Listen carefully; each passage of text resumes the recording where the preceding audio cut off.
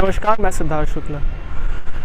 Indian medical association के राष्ट्रीय कार्यकारिणी द्वारा सरकार के मिक्सोपैथी के आदेश का विरोध किया जा रहा है, जिसको लेके सभी एलोपैथिक डॉक्टर्स 1 फरवरी से लेकर 14 फरवरी तक धरने पर बैठे हुए हैं।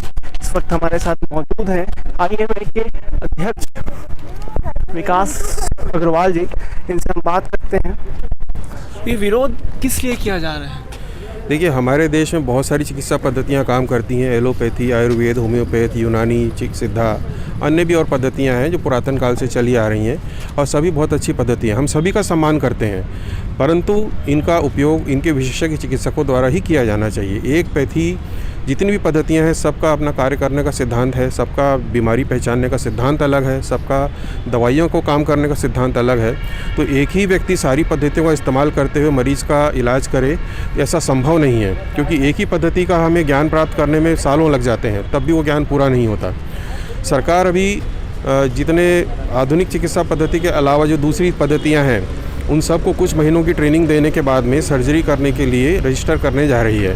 हमारा विरोध इसी बात पर है कि जब MBBS करने के बाद में छात्रों को सर्जरी की ट्रेनिंग लेने के लिए 3 साल कम से कम लगते हैं और उसके बाद भी सालों का अनुभव लगता है कि वो कुशल सर्जन बन सकें, तो किस तरीके से अन्य चिकित्सा पद्धतियाँ जिन्होंने आधुनिक चिकित्सा पद्धति की कोई पढ़ाई नहीं की, उनका कोई सिद्धांत उन्होंने जाना नहीं, और उसके बाद भी उनको कुछ महीनों की ट्रेनिंग देने के बाद जनता के बीच में सर्जरी करने के लिए उतार दिया जाएगा। तो इस तरह से तो ये जनता के स्वास्थ्य के साथ कुल मिला के खिलवाड़ है कि एक व्यक्ति जो आयुर्वेद जानता है या सिद्धा जानता है, उसको आप सर्जरी की अनुमति देते हैं और वो आधुनिक चिकित्सा पद्धति की दवाइयों का भी इस्तेमाल करे, अपनी दवाइयों का भी इस्तेमाल करे। तो इस तरीके से खिचड़ी चिकित्सा पद्धति होगी जिसमें वो अपने आधे अधूरे ज्ञान के साथ काम करेंगे और लोगों की जान के साथ खिलवाड़ करेंगे। तो हमारा विरोध इसी बात पर है कि इस मिक्सोपैथी को अलाउ नहीं करना चाहिए। IMA द्वारा 1 फरवरी से लेकर 14 फरवरी तक हड़ताल किया जा रहा है। अगर इसका कोई वाजिब कारण नहीं निकलता है, सरकार आपकी बातों को नहीं सुनती, तो आगे क्या करेंगे आप?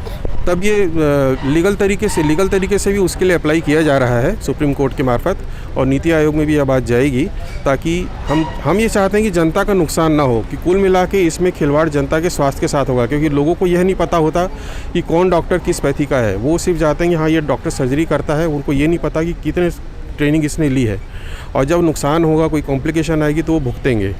पैसों का भी नुकसान होगा, शरीर का भी नुकसान होगा, परिवार का भी नुकसान होगा। तो हमारा यही कहना है कि अगर सरकार इसको गंभीरता से ले इस बात को, और अगर नहीं मानती है तो फिर कानूनी तरीके से इस पे बात की जाएगी। हमारे साथ इस वक्त सचिव भी मौजूद हैं, इनसे हम बात करते हैं। IMA द्वारा लगातार विरोध किया जा रहा है इसका, तो आगे क्या कार्यशैली रहेगी अगर 14 तारीख के बाद? कार्यशैली तो जो IMA नेशनल डिसाइड करता है सबकी सहमति से, वो फाइनल होगी, तो उस पर कुछ कहने में मैं समर्थ नहीं हूँ। मगर अभी जो प्रोटोकॉल है उसके तहत 1 तारीख से 14 तारीख तक क्रमिक भूख हड़ताल की जा रही है।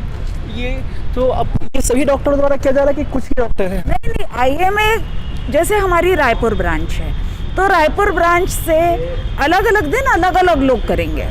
क्रमिक भूख हड़ताल है ना, किसी एक जन को रहना नहीं है, तो इस तरह सारे डॉक्टर्स इसमें शामिल होंगे। मतलब किसी भी मरीज को ऐसे स्वास्थ्य संबंधित परेशानी तो नहीं होगी इसके तहत? नहीं, क्योंकि सब अपने अपने कार्य क्षेत्र में है, भूखे हम हैं, काम करने में हमें कोई दिक्कत नहीं है। कैमरा पर्सन बॉबी के साथ मैं सिद्धार्थ शुक्ला, NT टीम।